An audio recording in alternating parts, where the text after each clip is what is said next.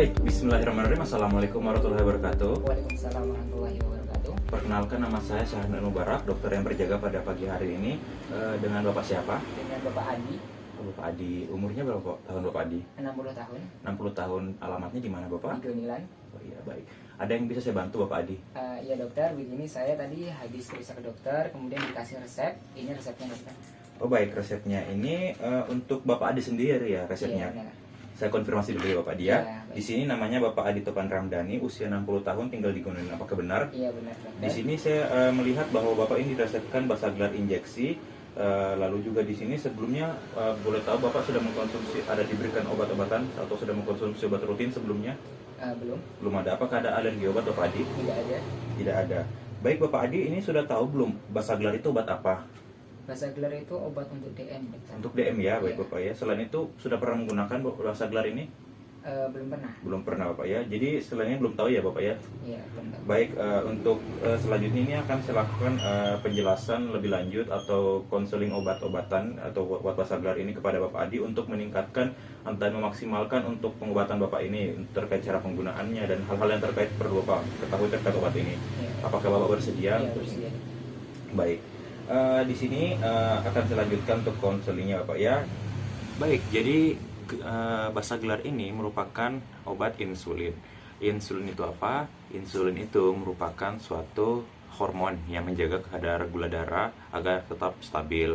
Lalu Basaglar ini diindikasikan untuk para penderita diabetes mellitus, baik yang tipe 1 maupun yang tipe 2. Tipe 1 itu pada anak-anak di atas 6 tahun dan tipe 2 itu biasanya pada orang dewasa.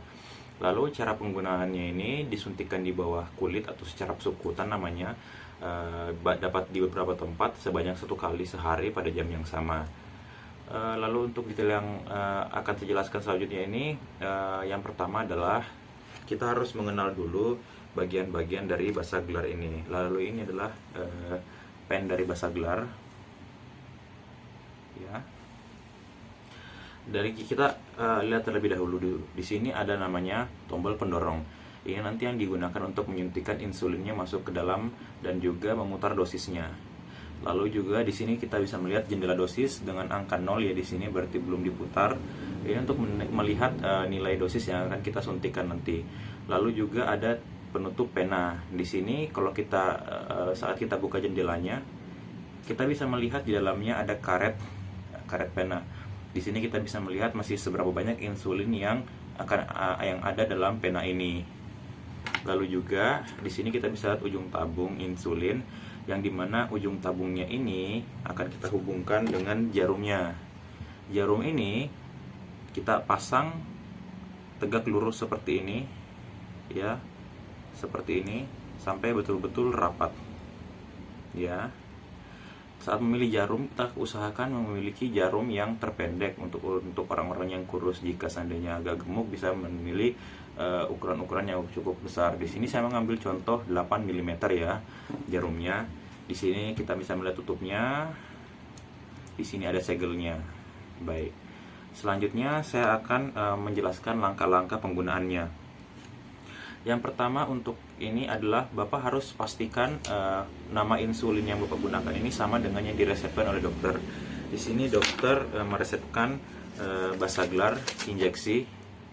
Basaglar injeksi. Kita samakan namanya. Ya, sama namanya ya. Lalu juga selanjutnya kita perhatikan juga tanggal kadaluarsanya. Kadaluarsanya masih lama ya di sini. Lalu juga di sini selanjutnya ada kita membersihkan dulu tangan ya. Di sini saya ajarkan untuk membersihkan tangan menggunakan teknik WHO ya Bapak ya. Ya.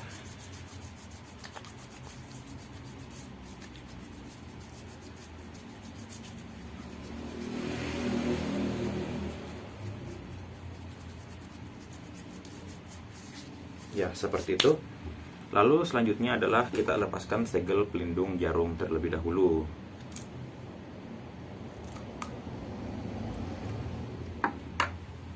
Nah, kita buka penutupnya, kita buka segelnya, ya. Lalu kita pasangkan jarum ini tegak lurus ke dalam pennya, seperti ini. Lalu kemudian putar jarum memastikan untuk apakah bisa sudah masuk. Sudah seperti itu, lalu kita tutup, kita rapatkan, kita memeriksa dulu untuk gelembungnya. Di sini apakah ada gelembung, kita lihat untuk gelembungnya. Jika ada, kita ketuk-ketuk terlebih dahulu. Kita masukkan angka 1, kita putar plug 1 kali, lalu kita dorong untuk keluarkan gelembungnya. Kita dorong untuk memastikan ada air yang keluar. Ya, jika sudah ada air yang keluar, ini sudah siap untuk disuntikkan ya. Lalu selanjutnya sudah kita pastikan tidak lagi udara, lalu kita membersihkan area. Jadi area yang bisa disuntikkan itu adalah sepertiga bagian lengan atas, bagian perut, bagian sepertiga paha, dan lateral bagian bokong. Di sini saya akan mencontohkan untuk menyuntik di daerah lengan atas ya. Jadi untuk lengannya diangkat terlebih dahulu bagian belakang, sepertiga bagian belakang. Lalu kita bersihkan menggunakan alkohol swab ya.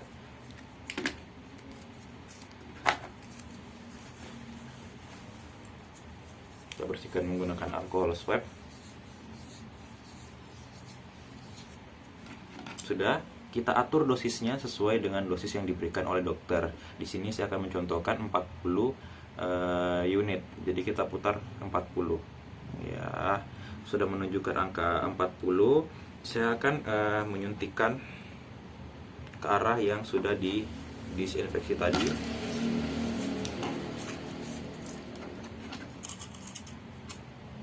Secara tegak lurus, lalu kita suntikan sampai dia menyentuh angka 0. Cara memegangnya itu seperti ini. Pastikan kita menggenggam seperti ini, tidak terlalu jauh dari tombol penekannya dan juga terlihat jendela angkanya. Di sini sudah diatur 40, mari kita tekan sampai dia berubah menjadi angka 0. Tegak lurus, tekan. Oke. Indikatornya sudah menunjukkan angka 0. Jika seandainya kita menyuntik di daerah perut atau daerah yang tebal, itu menggunakan di atas 8 mm, sebaiknya kita menekan kulitnya seperti ini, menekan kulit seperti ini, lalu disuntikkan seperti itu. Lalu setelah itu kita lepaskan jarum, kita buang ya jarumnya, jangan digunakan kembali, baru ditutup kembali insulinnya, lalu dimasukkan ke dalam pendingin seperti itu. Untuk pendinginnya ini kita menggunakan suhu 2-8 derajat Celcius, jangan dimasukkan ke dalam freezer dan juga jangan sampai membeku. Jika ada membeku nanti sebaiknya langsung dibuang saja ya. Untuk itu. Lalu selanjutnya adalah dosis. Dosisnya ini bervariasi tergantung apa yang dianjurkan oleh dokter, tapi di sini digunakan 40 international unit setiap kali penyuntikan, berarti 40 IU.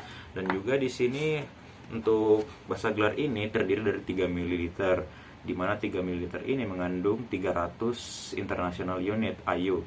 Jadi setiap 1 ml-nya itu mengandung 100 IU ya, Ibu ya, ya Bapak ya. Lalu di sini untuk penyuntikannya itu dapat dilakukan selama 1 kali sehari untuk setiap waktu yang sama. Lalu untuk masa penggunaan Basagelar ini adalah selama Bapak mengalami penyakit DM, apalagi jika BDM Bapaknya tidak terkontrol, ini wajib disuntikan setiap hari sekali. Lalu misalnya Bapak melupakan satu frekuensi, saya lupa gitu dok, menyuntik hari ini, apa yang Bapak lakukan? Jika Bapak ingat langsung saja suntik. Tapi kalau seandainya sudah waktunya mendekati dosis selanjutnya, sebaiknya disuntikan di dosis selanjutnya. Jangan sampai Bapak menggandakan dosis penyuntikan, itu tidak boleh Bapak ya. Lalu untuk beberapa hal yang harus Bapak hindari selama mengkonsumsi obat ini adalah misalnya Bapak sedang mengemudi, lalu misalnya Bapak sedang mengerjakan suatu operasional mesin yang Bapak perlu harus fokus konsentrasi gitu apa ya. Jangan sampai saat ada efek samping, misalnya ada efek mengantuk, ada efek pusing, ada gangguan penglihatan, ada juga gangguan pernapasan, jantung berdebar-debar dan segala macamnya, jangan sampai mengganggu konsentrasi dan dapat menyebabkan kecelakaan atau mengalami hal-hal yang tidak diinginkan. Jadi selama misalnya berkendara tiba-tiba muncul efek samping, seharusnya Bapak berhenti dan mencari pertolongan. Lalu selanjutnya apakah apa interaksi obat-obatan atau makanan-makanan yang Bapak perlu ketahui selama mengkonsumsi Basaglar ini? Yang pertama itu yang paling harus diingat adalah alkohol. Untuk alkohol di sini adalah sangat berinteraksi dengan insulin Basaglar ini. Dari alkohol ini dapat mengganggu kinerja dari insulin sehingga bisa saja dia menurunkan efektivitas dari Basaglar ini. Lalu juga ada beberapa obat-obatan yang dapat mempengaruhi si Basaglar ini. Yang pertama itu dapat meningkatkan efek kerja dari Basaglar. Ada beberapa obat-obatan jantung, misalnya obat-obatan beta blocker, dan juga ada obat-obatan yang dapat menurunkan kerja dari Basaglar ini. Contohnya adalah obat-obat kortikosteroid Bapak ya, obat anti radang, dan masih banyak lagi contohnya. Ada juga yang dapat memperburuk sulit mengeluarkan cairan, misalnya itu obat-obatan DM, beberapa obat-obatan DM, dan juga ada efek samping yang meningkatkan berat badan, itu juga ada obat-obatan DM. Jadi solusinya Bapak, jika Bapak ini sedang mengkonsumsi obat-obatan lain, itu sebaiknya Bapak harus konsultasikan atau melaporkan kepada dokter ya yang Bapak konsulkan, agar nanti mungkin akan kustomisasi dosisnya, mungkin akan dinaikkan atau mungkin akan diturunkan tergantung obat-obatan apa yang Bapak gunakan saat ini. Tapi yang penting di sini adalah Bapak laporkan. Lalu juga ada beberapa efek samping yang dapat terjadi saat Bapak menggunakan obat-obatan menggunakan Basaglar ini. Yang pertama itu efek yang paling sering terjadi adalah yaitu hipoglikemia, di mana gula darahnya itu Bapak turun di bawah batas normal. Mungkin yang Bapak akan rasakan itu adalah mungkin sakit kepala, pusing, ada gemetaran, lalu ada lapar dan haus, ada berdebar-debar, nafas cepat, dan juga terjadi penurunan kesadaran dan bahkan dapat kejang. Nah, ini jika terjadi dan mengganggu aktivitas Bapak, sebaiknya Bapak konsultasikan. Lalu juga ada efek samping lainnya, itu dapat mengganggu metabolisme tubuh Bapak, misalnya menjadi kadar kaliumnya turun-turun dan rendah, fosfat dan magnesiumnya Bapak itu dapat terganggu untuk ion-ion elektrolit dalam tubuh Bapak. Itu beberapa efek samping yang dapat ditimbulkan oleh Basaglar. Lalu insulin yang Bapak suntikan juga ini ke tubuh Bapak dapat mengakibatkan reaksi inflamasi atau reaksi alergi lokal pada area yang Bapak tusuk injeksikan. Misalnya Bapak injeksi daerah sini, mungkin dapat timbul bengkak, kemerahan seperti itu, dan juga rasa nyeri, panas, dan gatal-gatal di sekitar area yang Bapak suntikan. Itu bisa dapat terjadi secara lokal, dan juga dapat terjadi secara sistemik atau menyeluruh dari seluruh tubuh Bapak Adi. Misalnya itu terjadi sesak napas, kemerahan di seluruh badan, dan juga ada tekanan darah yang rendah, lalu nadi yang berdebar-debar. Jika terjadi hal seperti ini, sebaiknya langsung mencari pertolongan medis Bapak ya, jika terjadi hal seperti ini. Sebenarnya jika terjadi setiap efek samping yang terjadi ini Bapak, jika mengganggu aktivitas, sebaiknya dikonsultkan kepada dokter ya Bapak ya.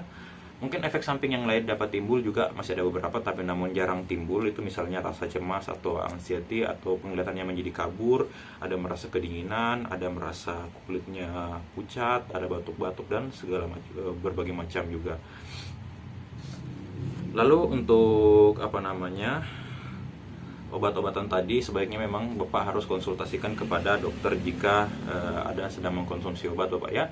Jangan sampai nanti ada interaksi antara obat yang Bapak minum dengan insulin yang sedang Bapak gunakan saat ini. Lalu selanjutnya, setelah selesai menyuntikkan insulin Basaglar ini, sebaiknya Bapak menyimpannya di kulkas, lemari pendingin dengan suhu 2-8 derajat Bapak ya. Jika Bapak Adi menemukan adanya pembekuan, langsung dibuang saja. Maka dari itu jangan disimpan di freezer atau dekat bagian freezer. Sebenarnya bisa diletakkan di luar kulkas, di suhu ruangan. Tapi jika di suhu ruangan, jangan diletakkan di tempat yang langsung terkena sinar matahari. Dan juga jika di luar kulkas ini disimpan, maksimal penyimpanannya adalah 28 hari. Setelah 28 hari langsung saja dibuang Bapaknya, karena sudah kadaluarsa meskipun belum sampai waktu kadaluarsanya. Seperti itu Bapak ya. Oke Bapak Adi. Oke. Tadi demikian penjelasan saya terkait bahasa gelar Bapak Adi ya. Baik. Selanjutnya untuk mengkonfirmasi apakah Bapak sudah menangkap apa yang akan sudah sampaikan tadi, boleh saya tanya-tanya Bapak Adi ya. Iya, baik dokter. Baik, Bapak Adi ini boleh tahu bagaimana cara penggunaan bahasa gelar yang benar? Iya, tadi untuk yang saya tangkap untuk cara penggunaannya itu ada 4 lokasi yang dapat digunakan untuk penyuntikan. Yang pertama itu ada di lengan atas, kemudian di paha, di bokong, dan juga di bagian perut. Selanjutnya untuk penggunaannya sendiri, di sini kita awal-awalnya pertama-tama kita lihat untuk dosisnya sudah kadel atau belum. Selanjutnya kita bisa melepaskan jarum penutupnya. Selanjutnya kita pasang jarumnya. Nah selanjutnya kita bisa mengeluarkan udara yang ada di dalam pennya dengan cara menutup-nutupnya. Selanjutnya kita menekan sedikit sampai keluar udaranya. Nah selanjutnya kita bisa menyuntikannya di bagian yang kita akan suntikan secara tegak lurus seperti itu. Ya, untuk dosis, frekuensi, dan lama penggunaannya tadi Bapak sudah tahu belum? Iya, untuk dosisnya sendiri yang saya tangkap tadi itu 40 unit. Kemudian frekuensi pemakaiannya, pemberiannya itu 1 kali sehari, dilakukan di jam yang sama. Kemudian untuk lama pemakaian saya gunakan ini selama saya masih terkena penyakit diabetes mellitus ini. Misalkan Bapak lupa dalam sehari begitu, bagaimana Bapak? Kalau lupa saya tetap akan melanjutkan pengobatannya Bapak. Iya, sesuai jam yang sama dan Iya. jangan sampai double Bapak ya. Iya, baik. Lalu untuk hal-hal yang harus dihindari selama penggunaan bahasa gelar ini apa Bapak Adi? Hal-hal yang harus saya hindari selama penggunaan bahasa gelar ini, ketika saya fokus bekerja, apabila terdapat efek samping yang timbul, saya harus menghentikan aktivitas kerja saya dan beristirahat seperti itu. Ya, terutama pekerjaan berbahaya Bapak ya, misal Oh. berkendara gitu ya Bapak Iya, ya. baik. Lalu untuk interaksi obat ini dengan makanan, minuman, atau obat-obatan lain Bapak Adi sudah ada dapat gambaran? Iya, yang saya tadi tangkap itu kita tidak boleh mengkonsumsi alkohol, Ya, kemudian tentunya. untuk obat-obatan sendiri untuk dihindari karena dapat mengganggu fungsi dari bahasa gelar itu sendiri. Ya. Contohnya seperti obat-obatan yang berhubungan dengan obat jantung sama obat diabetes mellitus. Nah, Ya. apabila saya ingin menggunakannya, saya harus berkonsultasi lagi dengan dokter. Ya, Seperti itu. benar sekali Bapak Adi ya. Lalu untuk efek samping yang dapat timbul nanti ini, lalu penanganannya gimana Bapak Adi? Boleh jelaskan? Ya, untuk efek samping yang saya tangkap tadi itu ada hipoglikemia, dengan saya juga bisa pusing, bisa lemas. Kemudian nanti di bagian bekas suntikan itu juga ada kemerahan gitu. Apabila mengganggu efek sampingnya itu mengganggu aktivitas saya bisa konsultasi kepada dokter seperti itu. Lalu untuk cara penyimpanannya bagaimana Bapak Adi? Untuk cara penyimpanannya sendiri yang tadi saya tangkap itu ditempatkan di tempat yang sejuk, tapi jangan di freezer seperti Iya, itu. betul. Kemudian kita selalu kontrol KDL-nya atau kadaluarsanya. Kalau apabila ada pembekuan kita buang saja ini obatnya. Betul sekali Pak Adi Iya. Bapak ya. Baik, di sini sudah selesai semua.